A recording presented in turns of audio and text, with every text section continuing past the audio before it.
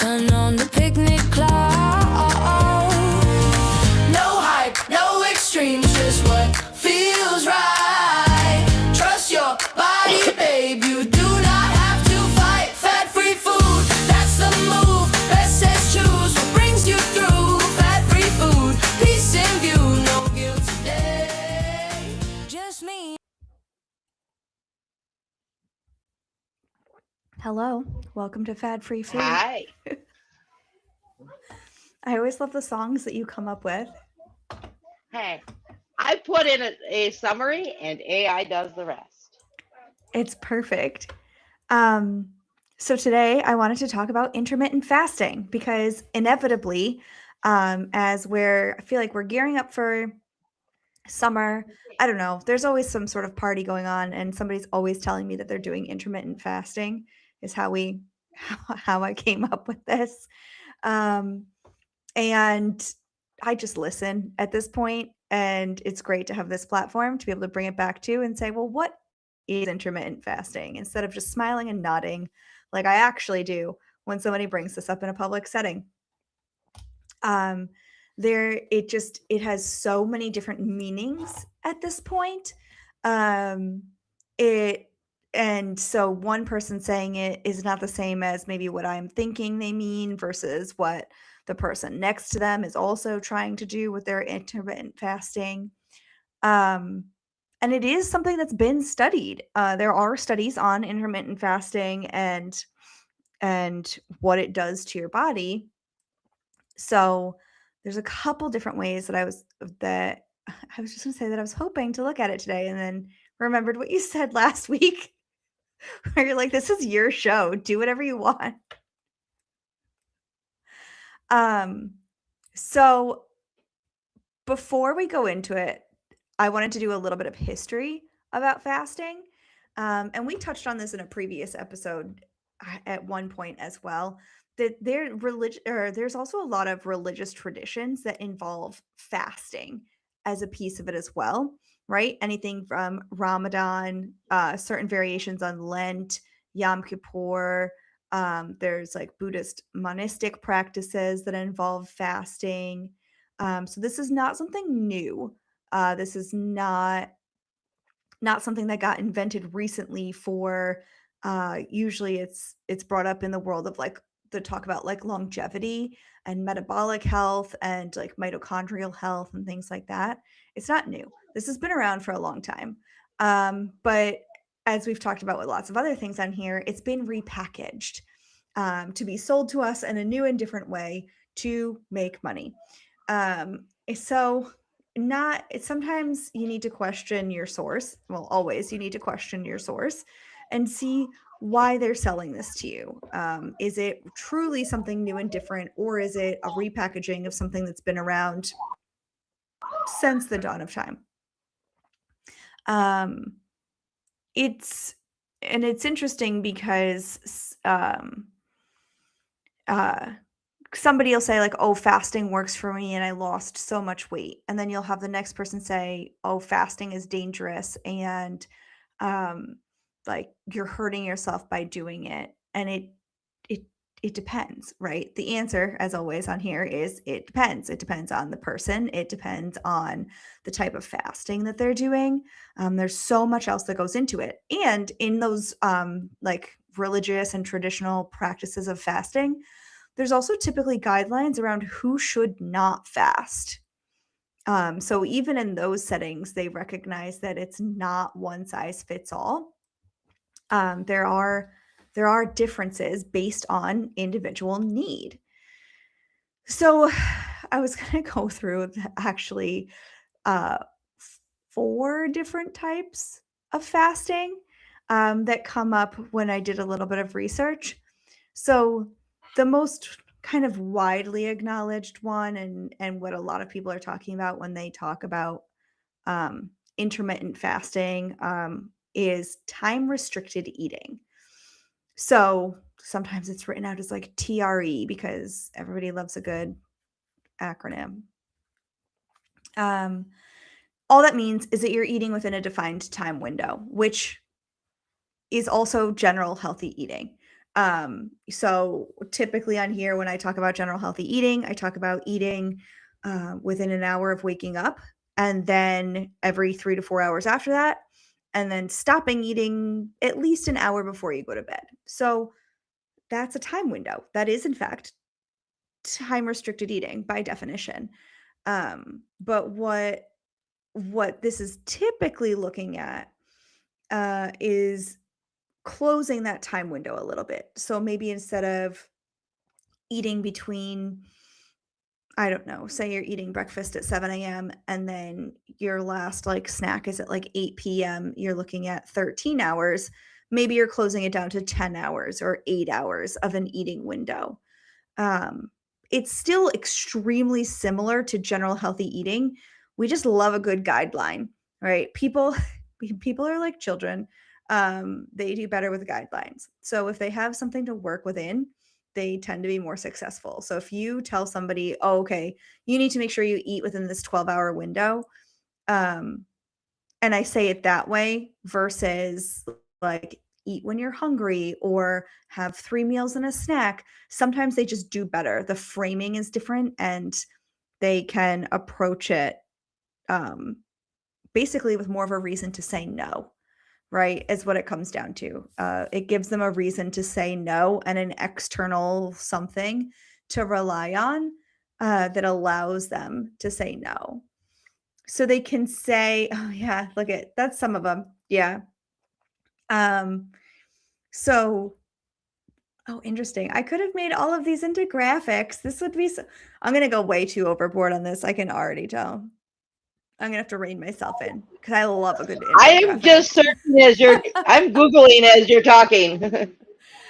So yeah, so the time restricted eating. So that's like what's on there, like the 16-18, or I'm sorry, 16-8, where you eat for 8 hours and fast for 16. But like you can also do this as do the math, but instead of 8 hours, 10 or 12 hours, technically that's still time restricted eating. But it's also looking at, we'll get to it. Some of it is like, is it the time restriction or is it just that you're bringing some awareness and choosing different foods that becomes the piece that's making a difference? So, but we'll get to that in a second too, because I pulled some good old research studies too.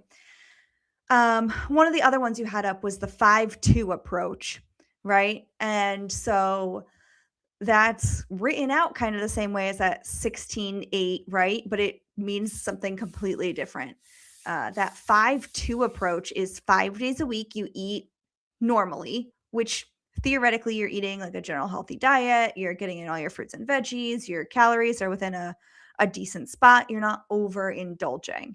And then 2 days a week are extremely low calorie.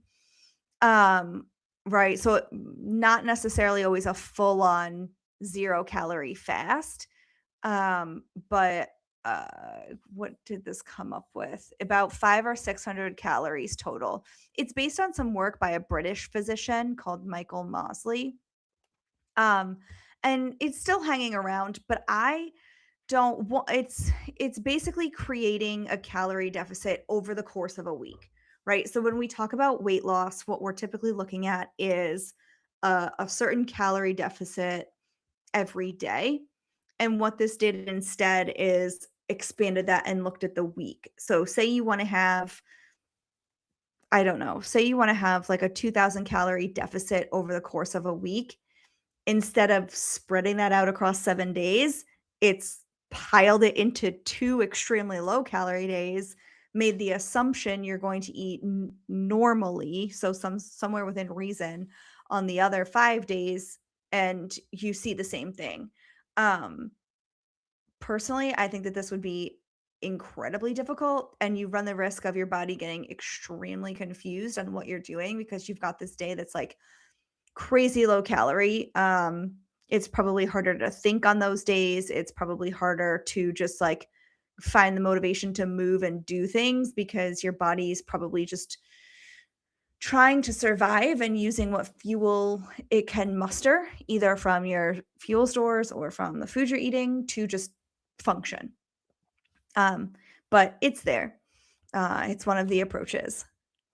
The third one is alternate day fasting. And I very distinctly remember how my 6th grade science teacher used to do this. It's so specific, but I was just like, so what happens is it's like one day on, one day off, right? So you have one day where you eat normally and then the next day where you fast. And so it's more restrictive. Um, Again, not like 0 calories on those fasting days. It might just be either calorie restricted or more of a time restriction. So it's not clearly defined um about like how you're restricting, but it's somewhere in there you're going to end up with a calorie restriction on your fasting days. That's the end of the story, and that's what makes it work, is because again, you're creating a calorie restriction over the course of a week, just in a different format. And then there's the like extended prolonged fasting where you're doing like 24 or 36 hours where it's like just water. That is not a good idea. I recently, completely unrelated to this episode, recently watched a documentary on they're called breatharians. They claim to live just on breathing air. Which is not possible. You do in fact need food and water, but they claim to do this. And in the documentary, the woman that claimed to be able to just live on air, on breathing, they monitored her over the course of however many days that she was completely fasting. And by a few days in, the medical team was like, you have to stop this. It's dangerous. We cannot ethically let you continue doing this and monitor you. So prolonged fasts, you would need to be extremely careful. And I would recommend against them, right? Even longer fast periods, things like Ramadan, it's not that you don't eat at all. You're eating after the sun goes down. So there is still a period of time where you can eat, right? So there's this big breakfast, if you will, a time of breaking the fast after the sun goes down. And then a meal is also eaten before the sun comes up. So it's just changing when the food intake happens. There's also a pattern of eating one meal a day, which is essentially extremely restricted, like extreme time restricted eating, right? Your eating window, if you will, is your one meal.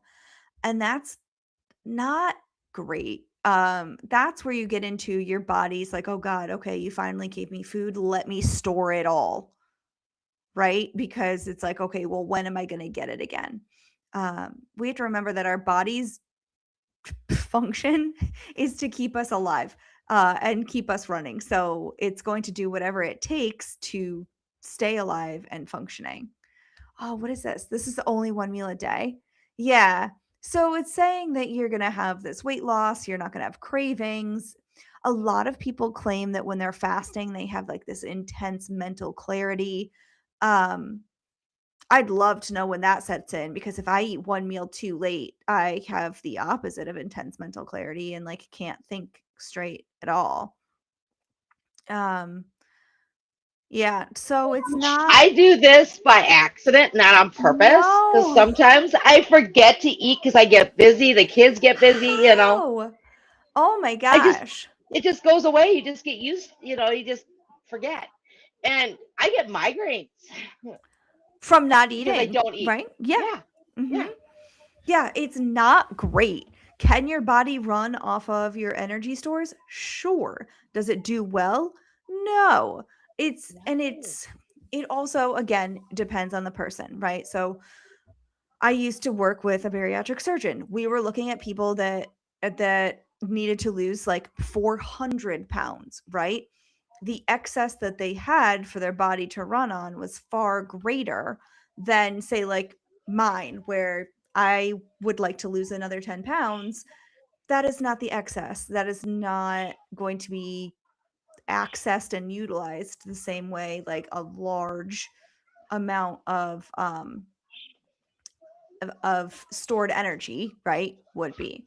So it depends. It always depends on the person. But one meal a day is not my recommendation. I know sometimes it happens somehow by accident. Some people just either don't feel that hunger cue or ignore it better, but I cannot. That's not that's not in the realm of things I'm able to do. So like I said, there's actually yeah. All right, wait. Only one meal a day does not equal weight loss. Yeah. Yeah. So remember when we talk about metabolism, what that is your body's ability to turn food or stored energy, so your like fat stores or stored glucose into energy. That is what metabolism is. It's your body making energy. And you slow down if you're not getting in adequate fuel. There's a couple ways around that, which I actually get into with one of the studies too, which is interesting. Um, one of the biggest ways kind of around that is making sure you get in enough protein. What you would also be doing with that, which we'll get into too, is making sure that you're not losing muscle mass. Right? Not all weight loss is equal, right? We step on the scale and we see that number and say it says like 200 pounds. That doesn't tell you what is in that 200 pounds. And it can look different depending on what's called your body composition, right? So what your body is made up of, what it's composed of. So how dense are your bones? That has weight to it. Somebody with a higher bone density will always have that little bit of extra weight that somebody without that bone density won't have. And you want bone density. You have how much of it is fat mass, how much of it is muscle mass. Are you hydrated enough? How much of it is water? So there's all things to look at that a traditional scale will not tell you. So this is where you also get into that idea of people say like, oh, well, muscle weighs more than fat. That's not true. A pound is a pound. Yes. Oh, this is great. This is such an excellent visual. InBody is an excellent scanner. There's a lot of not regulations, but like guidelines of how to get the best reading out of an InBody scanner. But yeah, it looks completely different.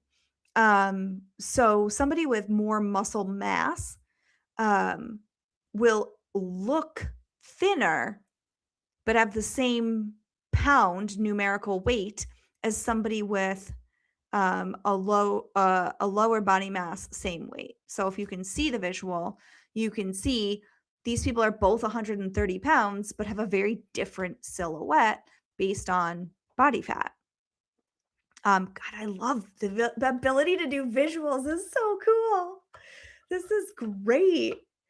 Oh yeah, what we're made of. Organs, muscle, fat, and not essential. So like stored fat. So this is also super interesting, this body comp that's up, because it shows a male and a female body. And on here you can see that essential fat is a greater percentage in the female body than the male body. And that is accurate. You I mean, it's still wild, but men can get down into single digit body fat and still be technically healthy and not run into additional problems, versus women, when they get down into single digit body fat numbers, run into other problems in terms of like hormone cycling and things like that. So it's like there is a bottom to how much weight loss is appropriate and good. And I was just talking to somebody earlier this week about the amount of body dysmorphia that exists within like the quote unquote fit community, or like that fitness arena as well.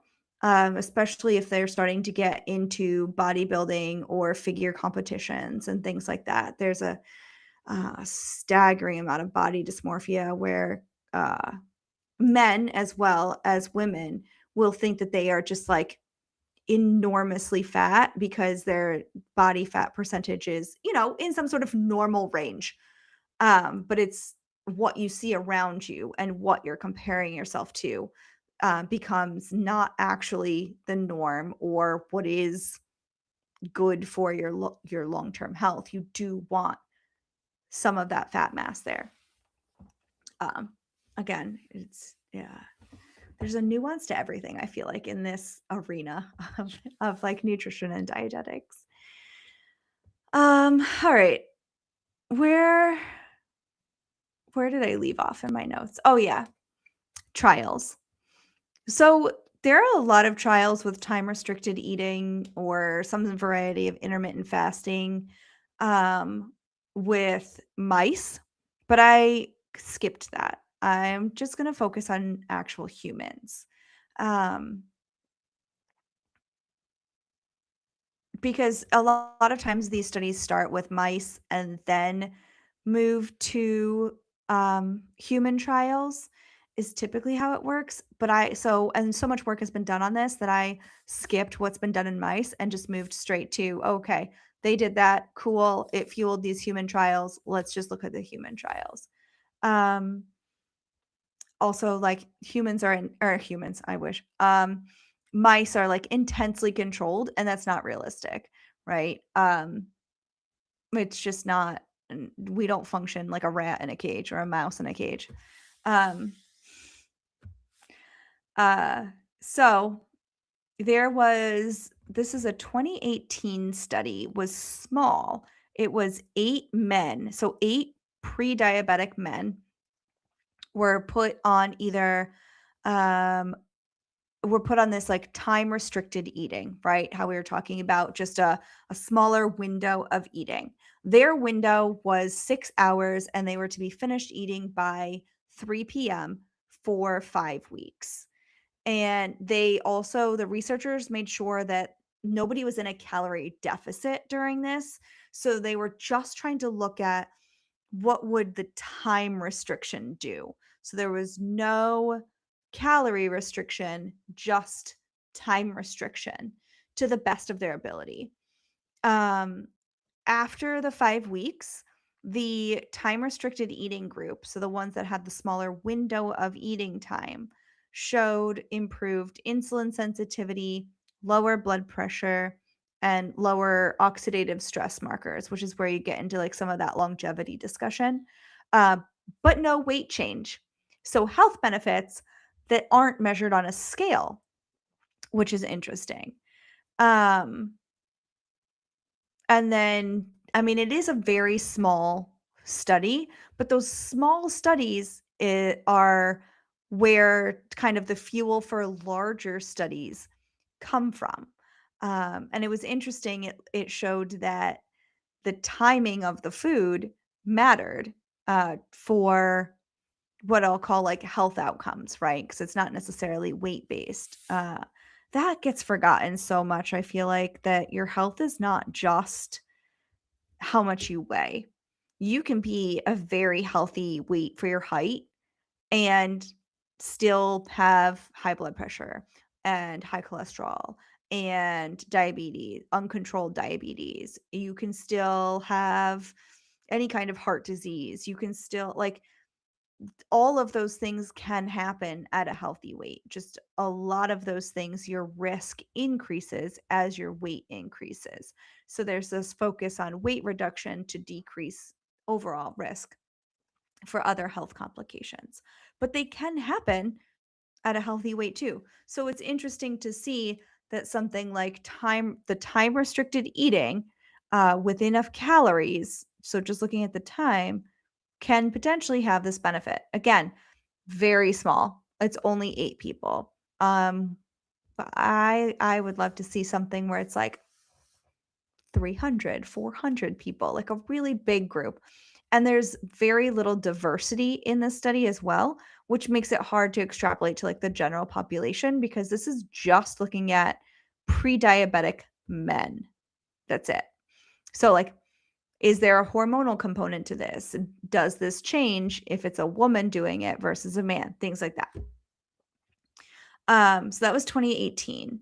There was when was this? The treat trial. Did I put the Of course. Why would I help myself out? Oh, 2020. So, moving up the timeline a little bit. I thought I did these in order. Cool.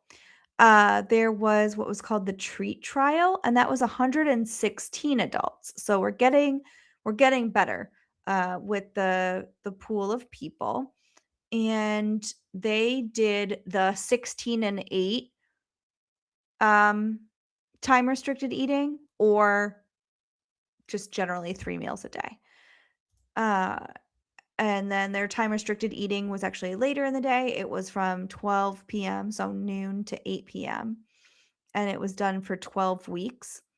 And what it showed is that time restricted eating group did lose a little bit more weight than the quote unquote control group where they had the 3 structured meals. But it wasn't enough to be considered significant, right? So you're looking at the time restricted eating group over 12 weeks lost 3.5 pounds, which is not great. So when I was doing individual counseling, if I had somebody that was looking at weight loss, I would expect that they would lose 1 to 2 pounds a week. It's usually more in the beginning and kind of tapers into like 1 pound a week. So 3.5 pounds over 12 weeks is not great anyway. So that was a time restricted eating group. And then the other group, I think it was 1.5 pounds. I think it was a 2 pound difference.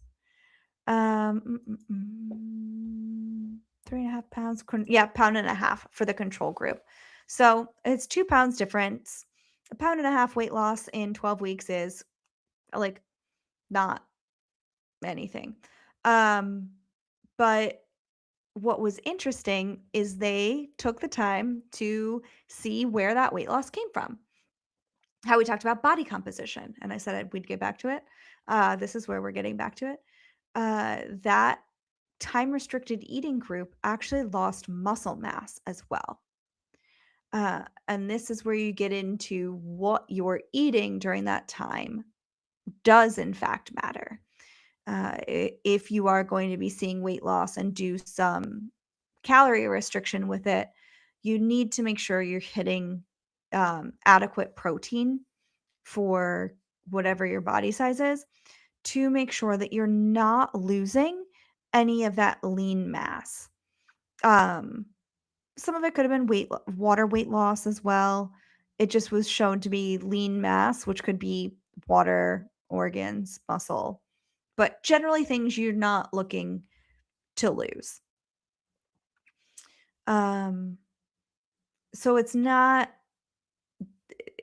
great because not only did they see some calorie restriction with the time restricted eating, which is fine, but they also saw lower protein intake, which resulted in the lean body mass loss, which is not what you ever want.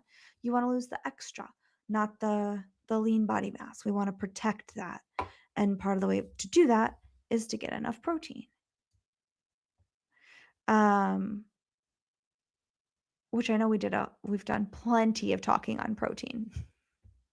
It comes up way too much, I feel like. Well, not way too much, but it comes up a lot. So then moving into 2022, there was a bigger study that came out of China and was published in the New England Journal of Medicine. They had 140 adults. So, like I said, getting bigger, which is cool. They were all obese, so BMI over 30, and they either had just a general calorie restricted diet or the same calorie restricted diet plus that 16-8 time restricted eating. So 16 hours of fasting, 8 hours of eating. Same calories, just different time eating windows. And they ran it for a whole year. which I found very interesting. It wasn't like a 6-week study, an 8-week study, something like that. They did a whole year, whole 12 months, which is great to be able to see that much. So with this, both groups had weight reduction. This is saying about 15 to 18 pounds, and the time restricted eating group didn't end up losing more than the just general calorie restricted group. So it's like when the calories were matched up, they found, at least in this study, that eating window didn't matter, which is different than what we saw with the group that was for pre-diabetic men. Granted, it was only 8 men, but they found that the window mattered when the calories were the same, right? So kind of opposing findings, which tells me that maybe for some groups, the timing does make a difference. And for other groups, the timing doesn't make a difference. Because the selection criteria for that 2022 study was just obesity. They weren't looking at insulin sensitivity. They weren't looking at anything to do with like diabetes or pre-diabetes. They just looked at weight. Which is kind of an interesting thought. I wonder if that timing has anything to do with the fact, or the fact that timing had an influence was related to like insulin sensitivity and the diabetes component of that earlier study. That's possible. Anyway, so there was, when was this? There's another 2020 study on adults with metabolic syndrome. So this is like high blood pressure, high cholesterol typically, and sometimes there's insulin sensitivity or prediabetes as well. And they were put on a 10-hour eating window. So a little bit more liberal. This would be like if you ate breakfast by like 8 o'clock and then dinner was at 6 and that was your last meal. That gives you about the same kind of picture, which is not super uncommon from how a lot of people eat anyway. And they saw a reduction in weight, blood pressure, and in their lipid panel, so in their cholesterol. So this goes back to my question, is it more than just weight at play? You'll see health improvements. That could be what we're seeing here. And How yeah, much does your the C word rhythm? I can't speak today. circadian Play rhythm. into fast. Yes. How much does that play into your fasting? I don't know, right? So if you're looking at a general like time restricted eating cycle, you're so like a 10-hour eating window is truly like following your general circadian rhythm anyway. You're just giving it a label. I feel like so much of this is like, how can we package it, right? It's like, oh, every other day fasting. Cool. It's just a repackaging of calorie restriction over the course of a week. Just for some reason doing it every other day instead of building yourself a daily schedule, which, like I said at the top, like humans love a good schedule. Just make it the same every day. Give your body some consistency so it knows what to expect, and you're going to do so much better. That's how I see it. And then you're not like, oh God, well, is today a fasting day or not fasting day? Excuse me. It's not, I don't know. It's a lot of work. And you have to keep in mind, like, people have lives. I remember going to a webinar about intermittent fasting, right? So by a dietitian, 4 other dietitians talking all about intermittent fasting. And I just remember her saying it works really well for somebody who lives alone and has no children, where you can really stick to something extremely regimented and don't need to think about anybody else's needs or schedule. Um, because like, I don't know, alternate day fasting is a lot. Or if you have like an 8-hour eating window, is a lot to work with, especially when you get into like after school activities. And it's like, oh, okay, well, if I've got baseball at 6, but my eating window closes at 7, am I packing my food to take with me? Or am I done eating even earlier than normal that day to stay within my window? It becomes this whole thing. And so it's like, how much brain power do you have to devote to it? And this is where that individualization comes in. If that's going to kind of set you off and be too much, then it's not worth even talking about, because you're setting yourself up to fail. Oh, I would have done this graphic backwards because the 16-hour fasting is smaller than the 8-hour eating window.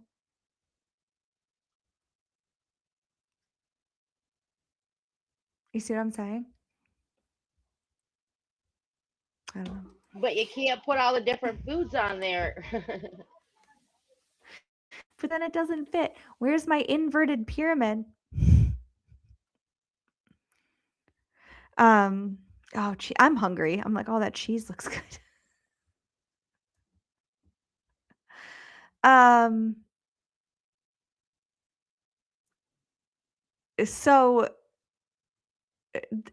like with anything in terms of like diet and lifestyle changes, it's what can you commit to and what can you do long term. And this is where you get into lifestyle change versus quote unquote dieting, where you know you're going to stop once you hit your goal weight. So even something like intermittent fasting, if that's the structure that works for you, it's not a structure that you keep just until you've hit your goal. It's going to be something that you keep theoretically forever, or until you have some sort of shift in your lifestyle that requires another shift in your like food intake as well. I'm just thinking about like women, like my needs in my 20s and what my body could handle are different than what I can handle in my late 30s, and how I need to approach things now. It's like you have to be ready to make those changes, and what works well in this moment for me is not the same thing that's going to work well for me in my 60s. Oh yeah. Oh god. Those pyramids, the bane of my existence. The New York State Food as Medicine Coalition actually put out a position statement about this, meaning I put out a position statement with the help of my stakeholders, right? So like I wrote it, we all reviewed it and put in more detail and fleshed a few things out and came up with a really good response, because it's not all bad. And this is where I have problems, right? Because it's not all bad. There's some good parts to it. But anyway, this, you know what we didn't touch on at all is ketones in this. We could probably do an entire episode on like, I know we've talked about the ketogenic diet, but like what are ketones? And basically that's what happens when your body's breaking down fat. And your body can use ketones to power your brain, which is helpful, right? We need that. So, and typically what happens is after you've run out of your stored glucose, you move into burning your fat stores. There's ways around it with like exercise and things to kind of flip over into using that first, the stored fat, or using it earlier. And so, yeah, you might produce some ketones, and it's not, you don't need to run out and get, I think they're like little pea sticks that you can use to figure out if you're spilling, quote unquote, spilling ketones and all of this stuff. And it's not necessarily something you need to measure. It's just you switch over into burning fat when you don't have excess glucose floating around um, to pull from anymore. That's all. And that's okay. That's what we're kind of looking for if you're looking for fat loss. But then it's important to maintain that protein intake, like I was saying, to maintain that lean body mass. Oh, what is this? Switch never flipped. Oh, it's flipped into burning ketones. Is that what's showing? Flipped daily.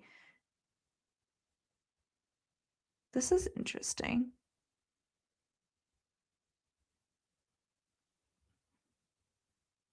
So your ketones will go up if you do like a 5-2 pattern and you start burning more fat.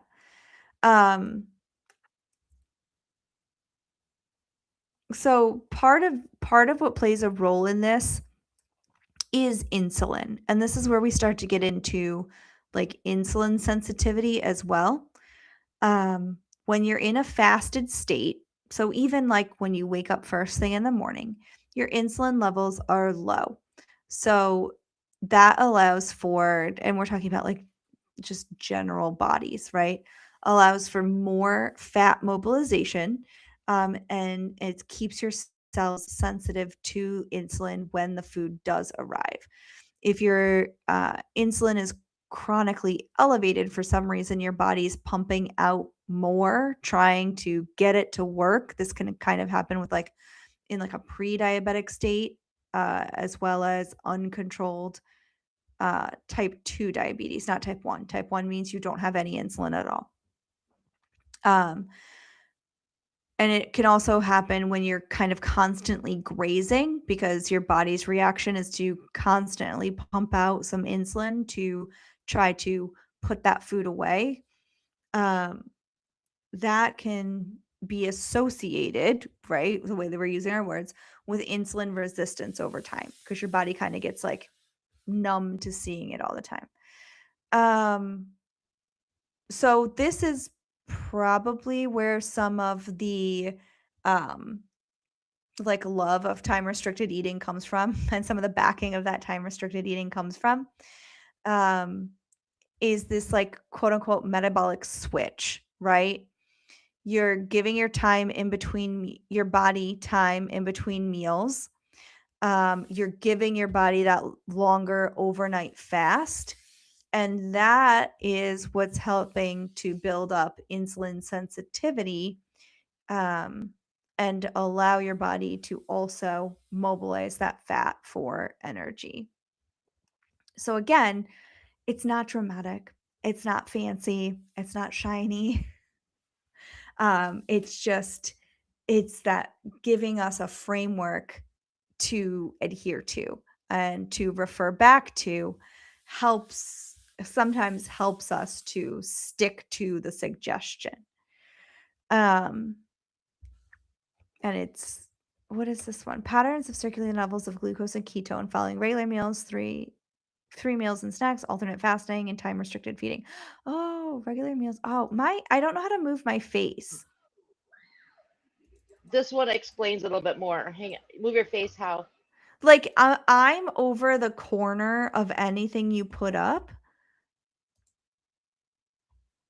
And I wish that I didn't have to, one, I wish I didn't have to look at myself. And two, I wish I could see.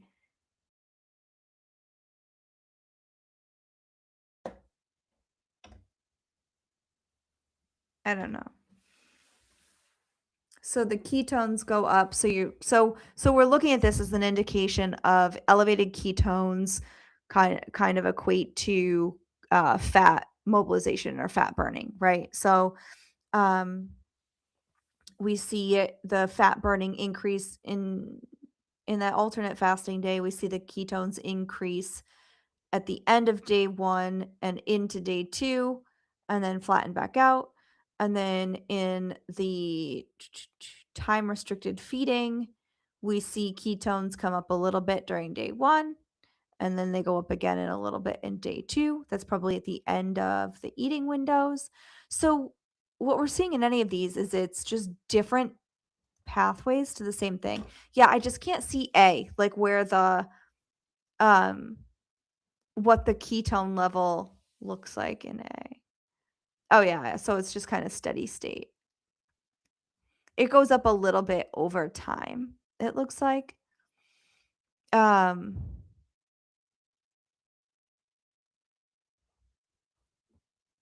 yeah.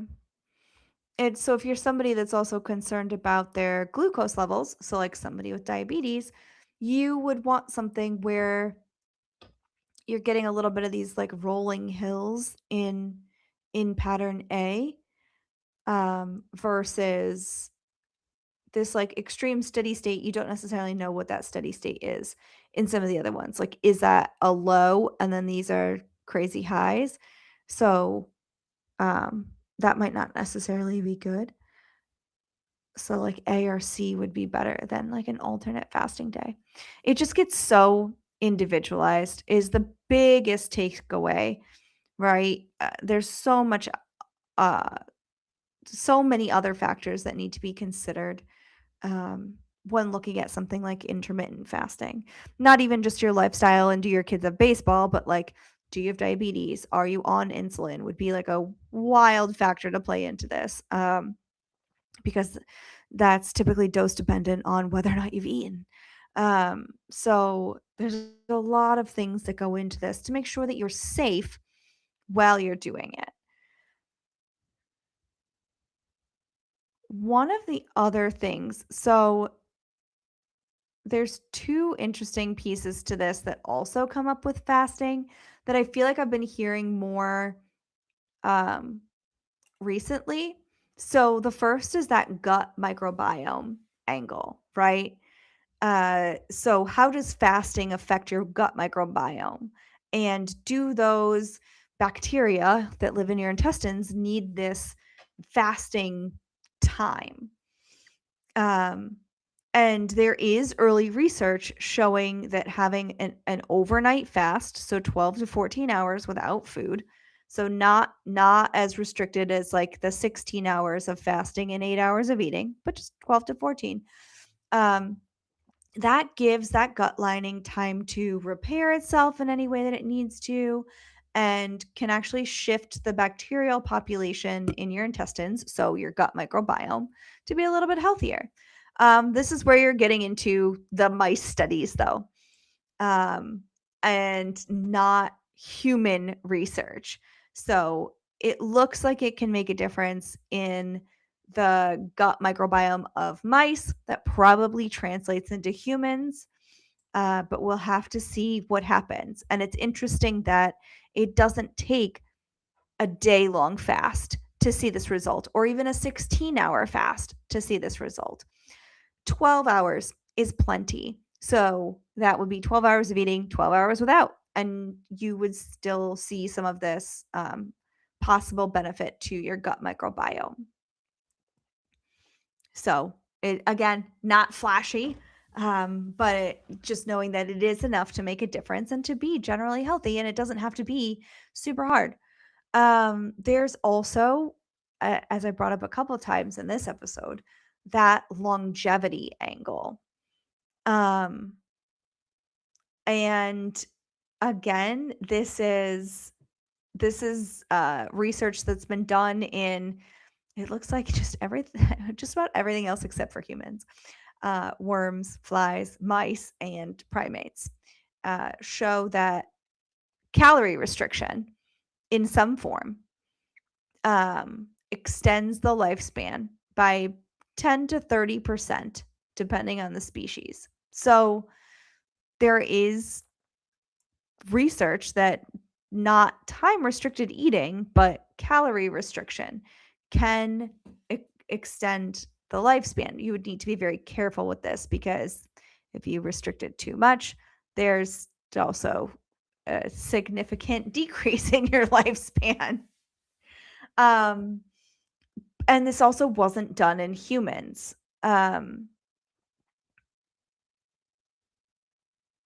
There was a what they called the calorie trial.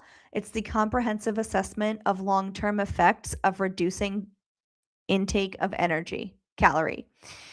was a 2-year human study of moderate calorie restriction. Again, being careful of how much we're restricting. And it showed that there were some markers of slower biological aging. But obviously it's only 2 years. It can't show actual lifespan extension. And again, that was looking at calorie restriction, not intermittent fasting. So we don't know the idea behind intermittent fasting is it's not only the calorie restriction, but also the time at which you're eating. So that's a big leap to be saying that the time window in which you eat will increase your longevity or increase your lifespan is a pretty big leap. This is showing that some of a calorie restriction could potentially slow down biological aging, but again, very modest. So there's some validity behind it, right? It came from somewhere with some science. I feel like, as with anything, to show that like this does make a difference to do some sort of time restricted eating. Or I guess I should say it can make a difference depending on the other factors that each individual is bringing to the table, if you will. Yeah. And it's interesting because it's also like a little bit of validation that the sort of quote unquote normal eating pattern, right, does in fact have additional benefits. So just following a normal type eating pattern, you eat within an hour of getting up, every 3 to 4 hours afterwards, not within an hour of going to bed. You're sleeping like 8 hours a night. So that's naturally giving you a 10-hour fasting window. Sure, if you want to extend it to 12 hours, by all means, go for it. And then move on from there. So, yeah, I'm just looking. I think I hit everything.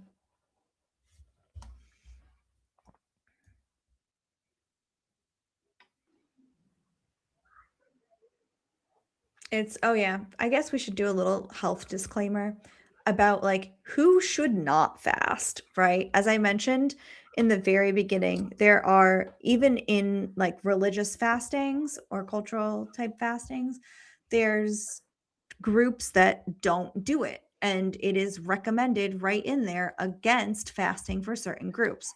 So this would be anyone that is pregnant or breastfeeding, people with type 1 diabetes, or as I mentioned, anybody that's on insulin. Also, you would need to be careful, as well as other medication, any kind of sulfonylureas, I would definitely recommend against fasting.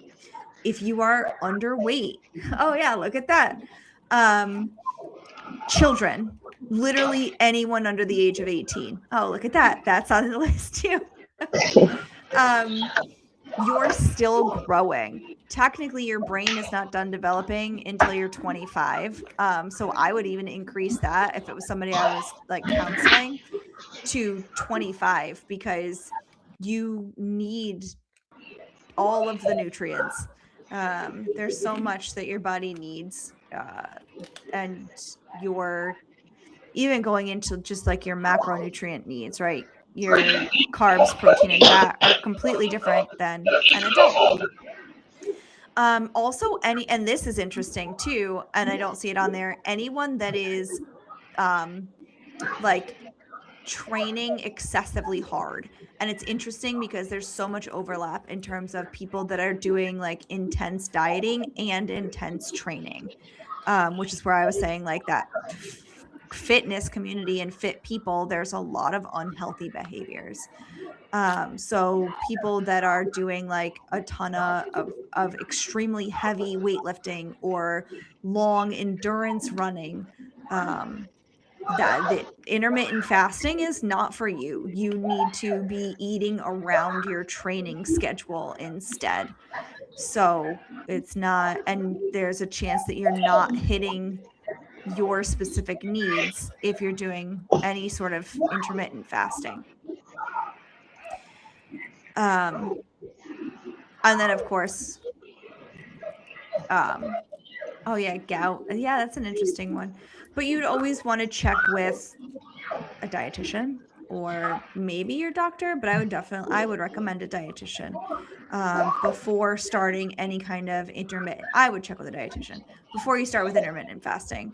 Because your like, I'm just thinking, like last time I went to the doctor, the automatic response of like, okay, so they tracked my BMI. My BMI was over 25.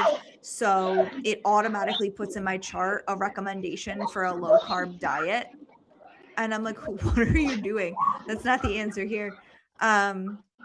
So that really like turned me off from saying, oh, just check with a healthcare professional. It's like, no, I would just check with a registered dietitian if you're interested in intermittent fasting to see like what is a safe way for you to do that. Because you always want to make sure that you are safe, right? At the end of the day with whatever you're doing.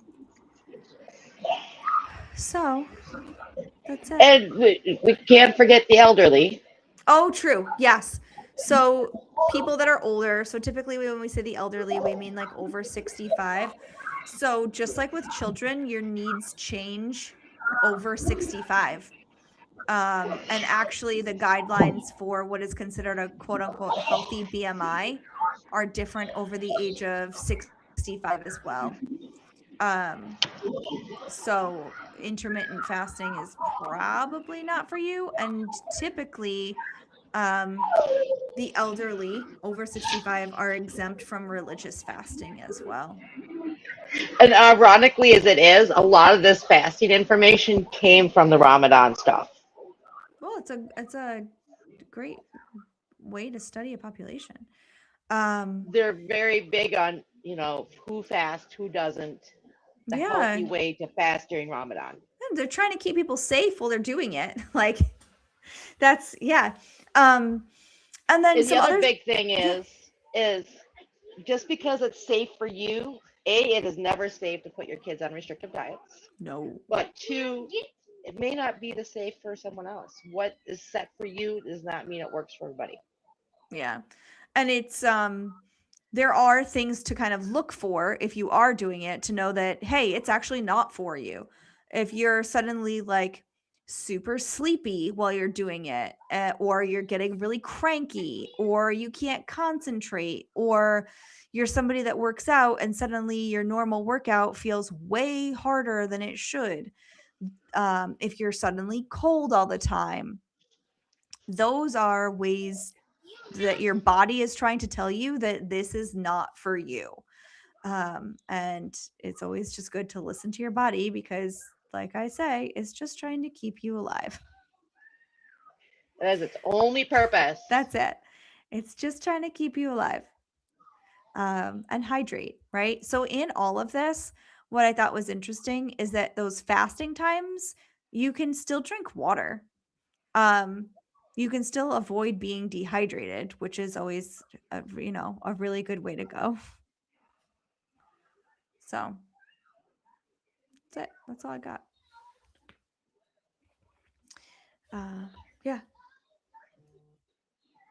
There's a lot of different things out there about intermittent fasting, and you when somebody tells you they're doing it, ask them what kind, I guess, if you wanted to get into it with them, because it means something different to everyone.